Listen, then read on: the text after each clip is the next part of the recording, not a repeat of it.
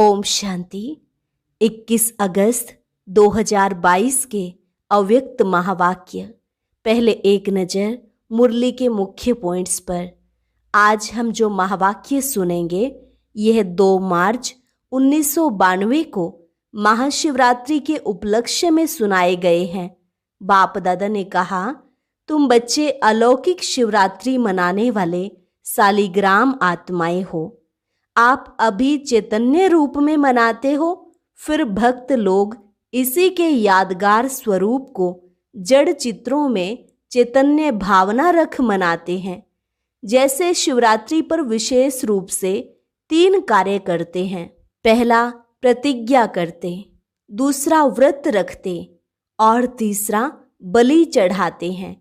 ऐसे यहाँ भी तुम पहले बाप से प्रतिज्ञा करते हो, फिर दूसरा खुशी की खुराक खा लेते हो, जो दूसरी किसी खुराक की आवश्यकता ही नहीं रहती।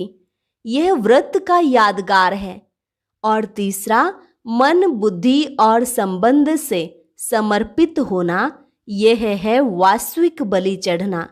तो शिवरात्रि मनाना अर्थात यह तीनों विशेषताएं प्रैक्टिकल जीवन में लाना। बाबा ने कहा, कभी भी पहले से यह नहीं सोचो कि प्रतिज्ञा कर तो लें लेकिन पता नहीं चल सकेंगे या नहीं। यह सोचना ही कमजोरी का आह्वान करना है। यह श्रेष्ठ संकल्प रखो कि हिम्मत हमारी, अटेंशन हमारा और मदद बाप की है ही है। इस विधि से प्रतिज्ञा प्रैक्टिकल में लाने में बहुत सहज अनुभव करेंगे। सदैव यह सोचो, मैं अनेक कल्प की विजयी आत्मा हूँ। यह विजय की खुशी, विजय का नशा तुमको शक्तिशाली बना देगा। फिर बाबा ने कहा, सबसे बड़ी कमजोरी है देह अभिमान की। अब इस देह भान को बलि चढ़ाना है, वंश सहित। जब कमजोरियों की बलि चढ़ा दी तो क्या बन गए? महाबलवान। और लास्ट में बाबा ने कहा, सदैव यह स्मृति रखो कि हम सबसे बड़े ते बड़ी सिद्धि स्वरूप आत्माएं हैं। तो हम आत्माओं का हर संकल्प, हर बोल और हर कर्म स्वयं को व सर्व को सिद्धि प्राप्त कराने वाला हो, व्यर्थ ना हो। और अब सुनते हैं महावाक्यों को विस्तार से। मुरली का सार। महाशिवरात्रि मनाना अर्थात प्रतिज्ञा करना, व्रत लेना और बलि चढ़ना। आज दिव्य महाज्योति बाप अपने ज्योति बिंदु बच्चों से मिल रहे हैं। बाप दादा भी महान ज्योति है और आप बच्चे भी महान ज्योति स्वरूप हो। तो दिव्य ज्योति बाप दिव्य ज्योति आत्माओं से मिल रहे हैं। यह महान ज्योति कितनी प्यारी और न्यारी है। बाप दादा हरेक के मस्तक के बीच चमकती हुई ज्योति को देख रहे हैं। कितना दिव्य और प्यारा नजारा है। चमकते हुए रूहानी सितारों का कितना अच्छा संगठन देख रहे हैं। इस रूहानी ज्योतिर्मय सितारों का मंडल अलौकिक और अति सुंदर है। आप सभी भी इस दिव्य तारा मंडल में अपना चमकता हुआ बिंदु स्वरूप देख रहे हो। यही महाशिवरात्रि है। शिव ज्योति के साथ आप अनेक ज्योति बिंदु सालिग्राम हो। बाप भी महान, बच्चे भी महान हैं। इसलिए महाशिवरात्रि गाई जा रही है। कितनी श्रेष्ठ भाग्यवान आत्माएं हो जो चैतन्य साकार स्वरूप में शिव बाप के साथ शिवरात्रि मना रहे हो। ऐसे कभी संकल्प में, स्वप्न में भी नहीं सोचते थे कि ऐसी अलौकिक शिवरात्रि मनाने वाले हम सालिग्राम आत्माएं हैं। आप सब चैतन्य रूप में मनाते हो। उसका ही यादगार अब भक्तों द्वारा जड़ चित्र में चैतन्य भावना से मनाने का देख रहे हो। सच्चे भक्त चित्र में भावना से भावना स्वरूप अनुभव करते और आप सालिग्राम आत्माएं सम्मुख मनाने वाली हो। तो कितना भाग्य है। पदम, अरब, खरब, यह भी आपके भाग्य के सामने कुछ नहीं है। इसलिए सभी बच्चे निश्चय के फलक से कहते हैं, हमने देखा, हमने पाया शिव भोला भगवान। यह गीत सभी का है या कोई कोई का है? सभी गाते हैं ना। वह यह गाते हो कि देख लेंगे, पा लेंगे, पा लिया है वह पाना है। डबल विदेशी क्या समझते हैं? पा लिया है, बाप को देखा भी है ना। दिल से कहते हो कि बाप को देखा है, पाया है। देखना और पाना तो क्या, लेकिन बाप को अपना बना लिया है। बाप आपका हो गया है ना। देखो, आपका बाप हो गया, तब तो आपके कहने से बाप आ जाते हैं ना, तो अधिकारी बन गए ना। महाशिवरात्रि की क्या विशेषताएं हैं? एक तो बाप के आगे प्रतिज्ञा करते हैं और दूसरा बाप के प्यार में व्रत रखते हैं, क्योंकि प्यार और खुशी में सब भूल जाते हैं, इसलिए व्रत रखते हैं। खुशी की खुराक खा लेते तो दूसरी खुराक की आवश्यकता नहीं होती है। मिलन की खुशी के कारण व्रत रखते हैं। व्रत खुशी की भी निशानी है और व्रत रखना अर्थात प्यार में त्याग भावना, कुछ छोड़ना अर्थात त्याग भावना की निशानी है। तीसरी बात, शिवरात्रि अर्थात बलि चढ़ना।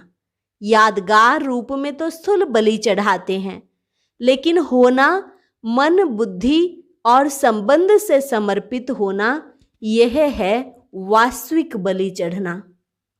तो ये तीनों ही विशेषताएं महाशिवरात्रि की विशेषताएं हैं। शिवरात्रि मनाना अर्थात यह तीनों विशेषताएं प्रैक्टिकल जीवन में लाना। सिर्फ कहना नहीं, लेकिन करना। कहना और करना सदा समान हो। बाप दादा ने बच्चों की खुशखबरी का समाचार भी सुना कि चाहे भारत के बच्चों ने, चाहे डबल विदेशी बच्चों ने, सभी ने महाशिवरात्रि का प्रैक्टिकल स्वरूप प्रतिज्ञा की है। तो प्रतिज्ञा अर्थात कहना और करना दोनों समान। बहुत अच्छी बात है। सभी ने पहले बाप दादा को सबसे बड़े से बड़ा बर्थडे का गिफ्ट प्रतिज्ञा अर्थात श्रेष्ठ संकल्प का दिया है। तो बाप दादा भी सभी बच्चों के गिफ्ट की थैंक्स दे रहे हैं। गिफ्ट में दी हुई प्रतिज्ञा सदा स्मृति से समर्थ बनाती रहेगी। पहले से ही यह नहीं सोचो कि प्रतिज्ञा करते तो हैं, लेकिन पता नहीं चल सके या नहीं, निभा सके या नहीं निभा सके। यह सोचना अर्थात कमजोरी का आह्वान करना। तो कमजोरी अर्थात माया को जब स्वयं ही आह्वान कर रहे हो, तो वह कमजोरी पहले ही तैयार रहती है आने के लिए। यह तो आप उसको निमंत्रण दे रहे हो। इसलिए कोई भी संकल्प व कर्म करते हो तो समर्थ स्थिति में स्थित हो, समर्थी से करो। कमजोर संकल्प मिक्स नहीं करो। यह श्रेष्ठ संकल्प रखो कि हिम्मत हमारी, अटेंशन हमारा और मदद बाप की है ही है। इस विधि से प्रतिज्ञा प्रैक्टिकल में लाने में बहुत सहज अनुभव करेंगे। सदैव यह सोचो, अनेक कल्प की विजयी आत्मा मैं हूँ। विजय की खुशी, विजय का नशा शक्तिशाली बना देगा। विजय आप ब्राह्मण आत्माओं के लिए सदा साथी बन बंधी हुई है और कहाँ जाएगी। सिवाय पांडवों के विजय ने किसको साथ दिया? वही पांडव होना। जब बाप साथी है तो विजय भी आपकी साथी है।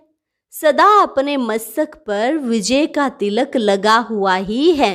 यह देखो, जो प्रभु के गले का हार बन गए, उनकी हार कभी हो नहीं सकती।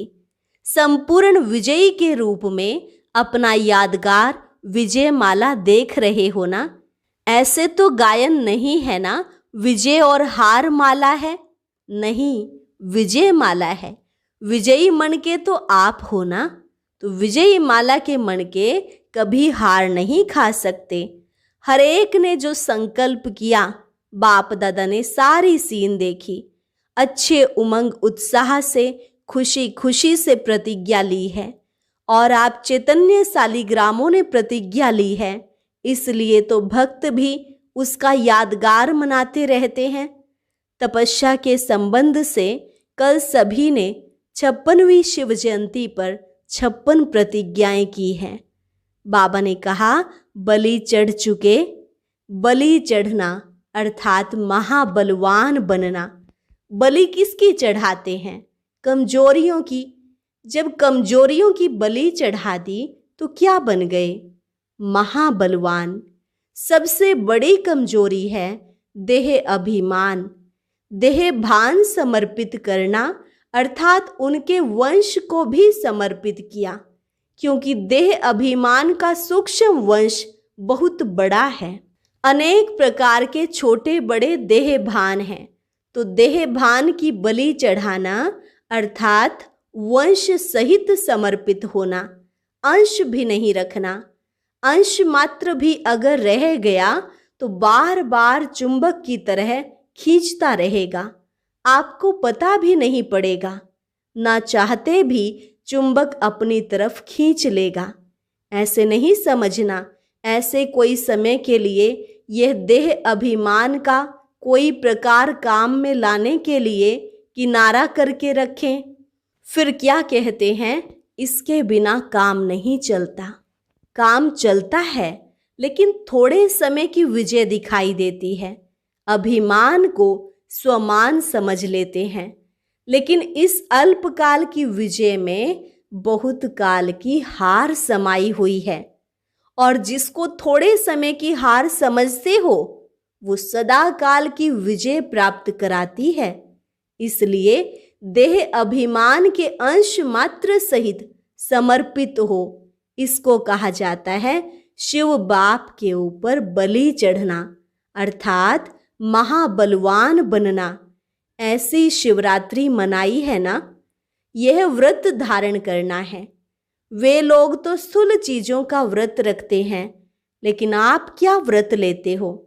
श्रेष्ठ वृत्ति द्वारा यह व्रत लेते हो कि सदा कमजोर वृत्ति को मिटाए, शुभ और श्रेष्ठ वृत्ति को धारण करेंगे। जब वृत्ति में श्रेष्ठता है तो सृष्टि श्रेष्ठ ही नजर आएगी, क्योंकि वृत्ति से दृष्टि और कृति का कनेक्शन है। कोई भी अच्छी व बुरी बात पहले वृत्ति में धारण होती है, फिर वाणी और कर्म में आती है। वृत्ति श्रेष्ठ होना अर्थात वाणी और कर्म स्वतः श्रेष्ठ होना।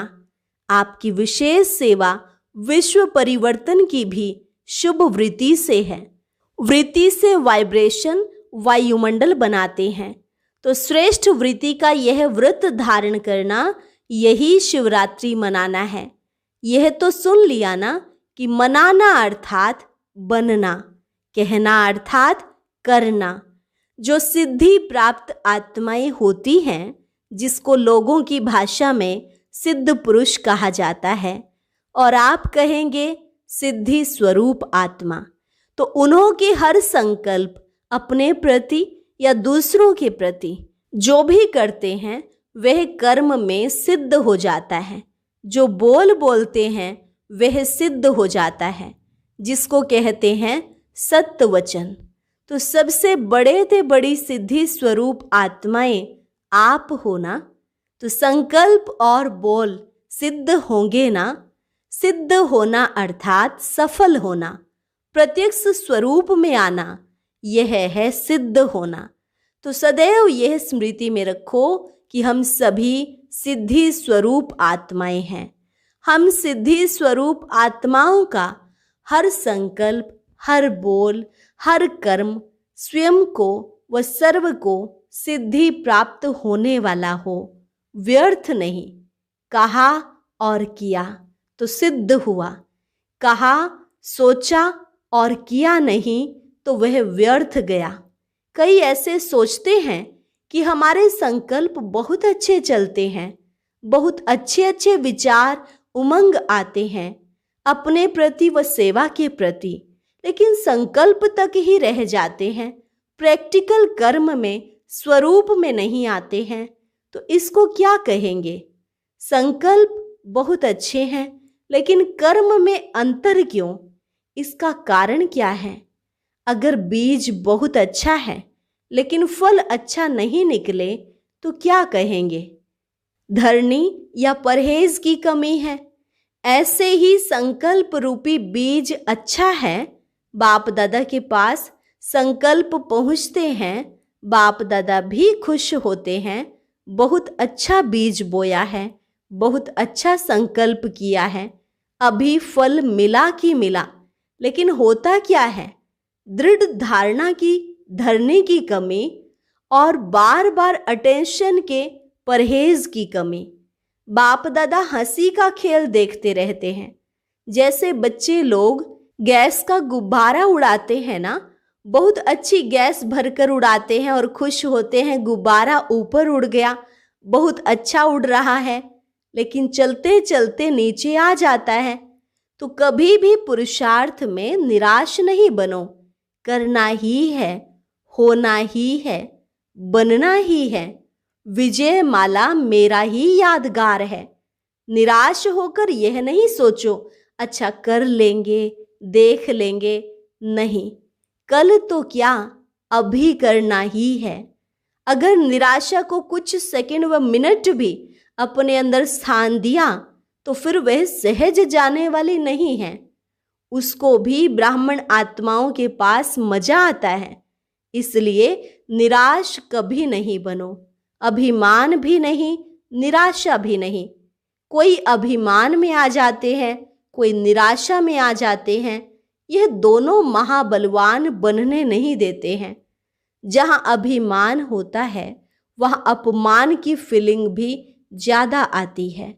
कभी अभिमान में, कभी अपमान में, दोनों से खेलते रहते हैं। जहां अभिमान नहीं होगा उसको अपमान भी अपमान नहीं लगेगा। वह सदा निर्माण और निर्माण के कार्य में बिजी रहेगा। जो निर्माण होता है वही निर्माण कर सकता है। तो शिवरात्रि मनाना अर्थात निर्माण बन निर्माण करने के कर्तव्य में लगना। समझा? तो आज सभी अपने दिल पर श्रेष्ठ संकल्प की डोरी द्वारा विजय का झंडा लहराओ। यह झंडा लहराना ब्राह्मणों की सेवा की रस्म है, विधि है, लेकिन साथ साथ सदा विजय का झंडा लहराता रहे। कोई भी दुख की बात होती है तो झंडा नीचे कर देते हैं, लेकिन आपका झंडा कभी नीचे नहीं हो सकता, सदा ऊंचा। तो ऐसा झंडा लहराएंगे ना? अच्छा, तपस्या वर्ष की रिजल्ट भी मिली। सभी ने अपना अपना जज बनकर अपने को नंबर दिया, अच्छा किया। मेजॉरिटी चारों ओर की रिजल्ट से यह दिखाई दिया कि इस तपस्या वर्ष ने सबको स्व के पुरुषार्थ के प्रति अटेंशन अच्छा खिंचवाया है। जब अटेंशन गया तो टेंशन भी चला ही जाएगा ना। तो टोटल रिजल्ट कईयों की अच्छी रही है। सेकंड नंबर मेजॉरिटी है, थर्ड भी है, लेकिन फर्स्ट और चौथा नंबर कम है। सेकंड नंबर के हिसाब से फर्स्ट और फोर्थ कम है, बाकी सेकंड और थर्ड ये मेजॉरिटी हैं। और बाप दादा एक बात पर विशेष खुश हैं कि सभी ने इस तपस्या वर्ष को महत्व दिया है। इसलिए पेपर आए हैं लेकिन मेजॉरिटी अच्छे रूप से पास हो गए हैं।